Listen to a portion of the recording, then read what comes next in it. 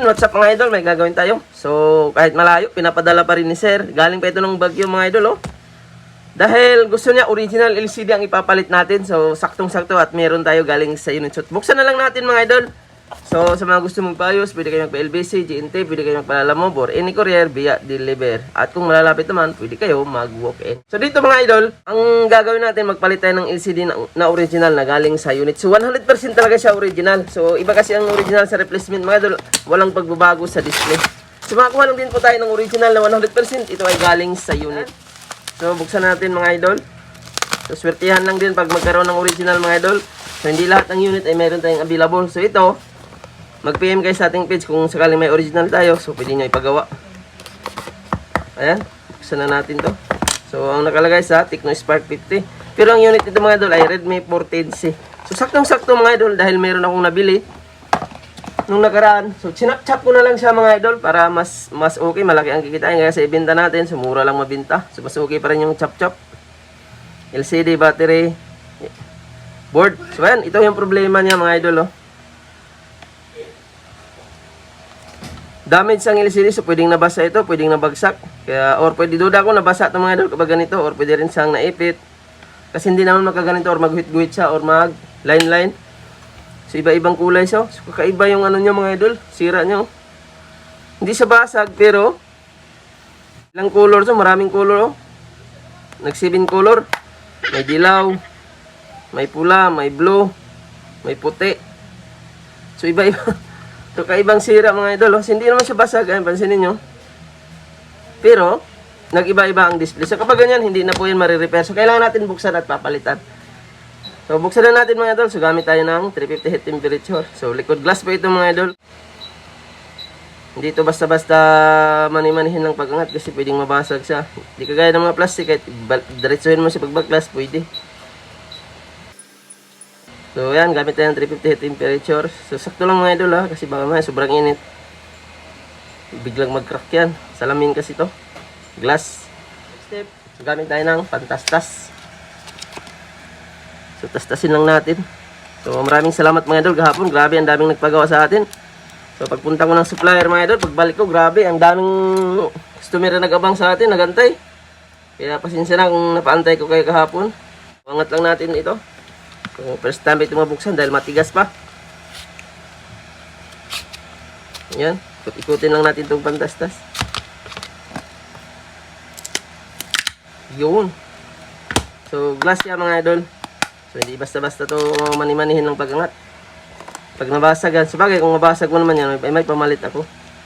Kasi mayroon akong galing sa dito mga idol. So, una, bininta ko muna yung motherboard. Pangalawa, LCD. So kung may naghanap kayo ng battery ng Redmi 14C, mayroon pa akong urig. Ayan. Tagalin natin lahat ng screw.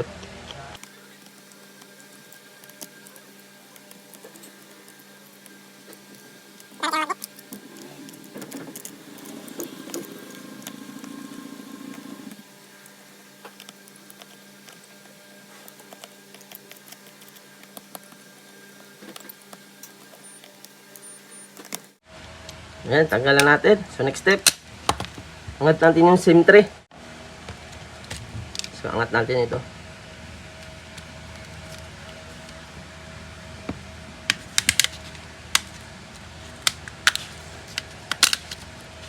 Yun.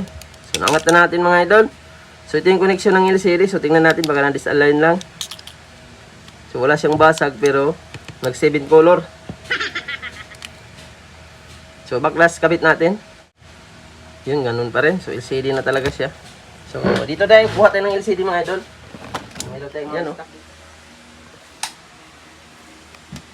Marami tayong stock, oh, mga orig.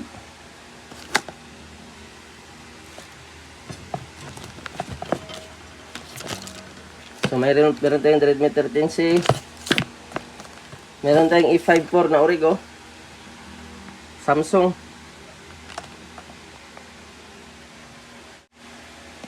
Tapos mayroon tayong A25 na orig din, Samsung A25. So ito 14C. So ito yung ano natin. So, saktong-sakto mga idol, oh. So So, swerte si sir dahil siya talagang nakakuha nito. So, dati, gusto ito bilhin ng customer na nagpagawa ng charging pin. Sabi ko, sayang kasi may original siya. Ay, bagong palit lang siya ng LCD. Eh, sira ang charging pin. So, kinuha ko rin pala ang charging pin ito, charging board. Sabi niya, gusto niyang bilhin. Kaso lang, hindi ko bininta dahil sayang yung LCD niya. Bagong palit lang sa iba. So, di niya na, kasi sayang, gagastos din siya. So, dito mga idol, ito yung gagabit natin ngayon. So, paunahan lang talaga. So, ito naman, may tempered pa ito. Ay, mayroon itong screen protector. Original screen protector pa ito mga idol. Galing sa unit pa ito nung pagbili pa. So, tingnan natin kung gagana to. Ayan, parehas lang naman sila. So, tanggalan natin lahat. So, may mga button naman to. So, ang ilipat natin, motherboard lang. At battery. Tanggalin natin yung connection ng battery. LCD. So, motherboard muna, unahin natin. So, ito yung motherboard. So, ito may earpiece na to. Mayroon na ring. Ito, button. So, next step, itong speaker at charging board. So, yan ang halaga sa mga, pag nakabili ka ng mga original, so, chap-chapin mo siya. Di bali matagal mabenta. Kasi kung buo ibenta mo naman siya kasi mababa lang ang kitain mo. So, para sa amin, so, di naman kasi kami sealer. Technician, mas okay kung chap-chap talaga. So, lipat na natin. So, mayroon na itong vibration. So, di na natin tanggalin. Kasi original vibration pa yan. Diretso na ito mga idol para makita nyo kung goods ba yung LCD na yan. So, speaker, balik natin. So, next step, battery na. Tanggalin natin.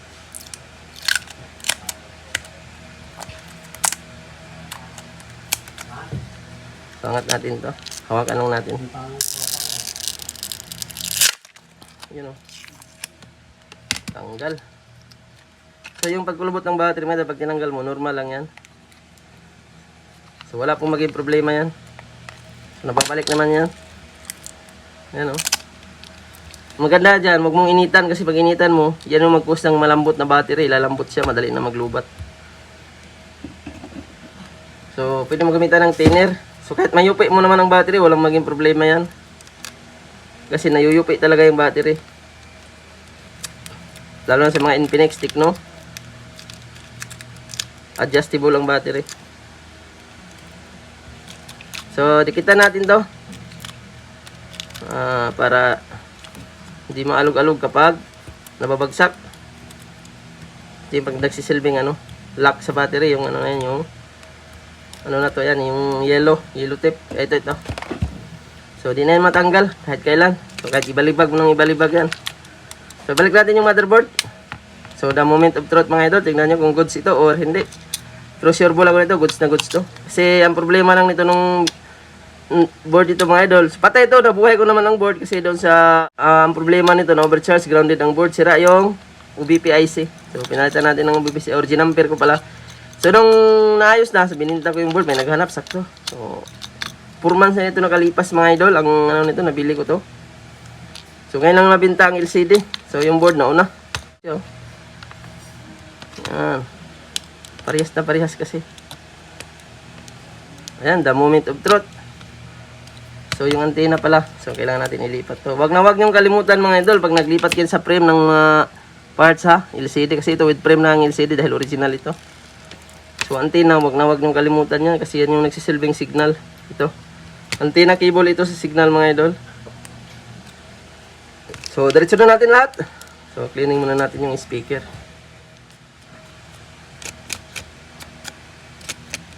Para malakas ang tunog. So, sarado na natin.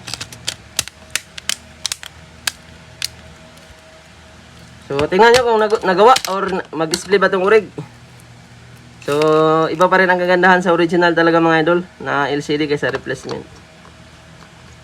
Talagang doon mo makita kung nang walang pagbabago sa display ba.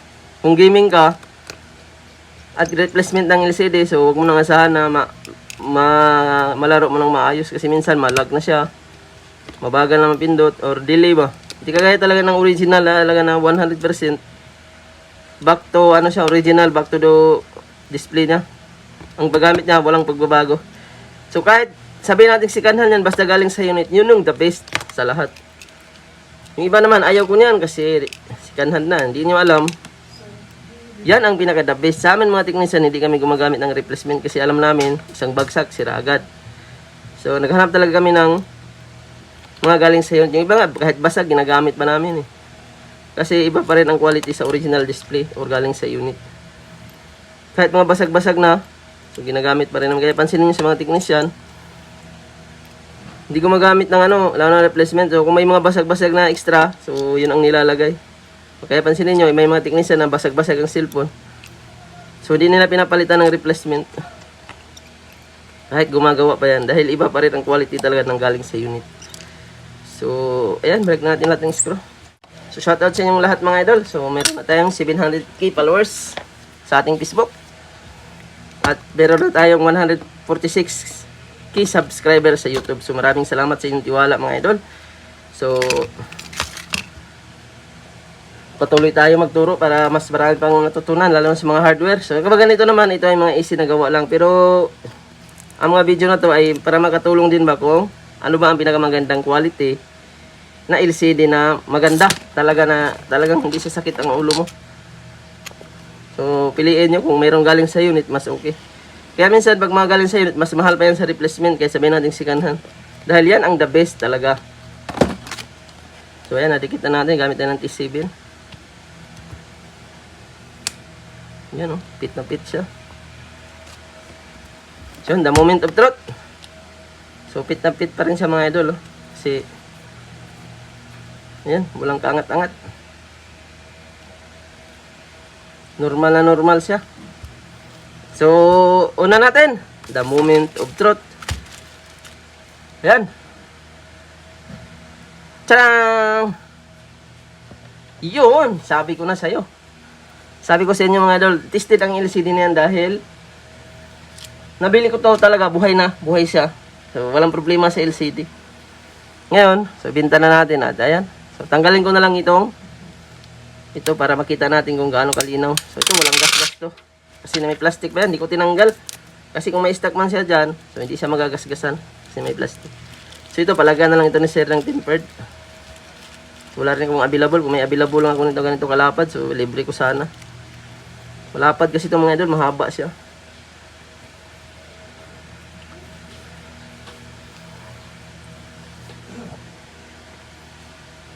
Yan, sa full. Ayun mga idol, pansinin nyo, full talaga siya. Ayun, sa full. Ayun, ang ganda mga idol, Sobrang kintab ng display, Makikita mo talaga sa original, ganyan siya. Yung brightness niya, tingnan natin kung natataasan. Napababaan. Ayun, normal mga idol, 100% sobrang linaw. So, swerte si sir. Siya ang nakakuha ng urig. So, congratulations kay sir at isip na natin ito muna. So, galing pa ito ng Baguio.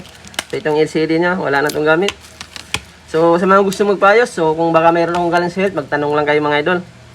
Sa mga ating mga viewers, so, pwede nyo ipadala via shape. At hanggang dito lang tayo. Maraming salamat sa inyong panonood. Sana i-share nyo po ang video natin. Bye-bye.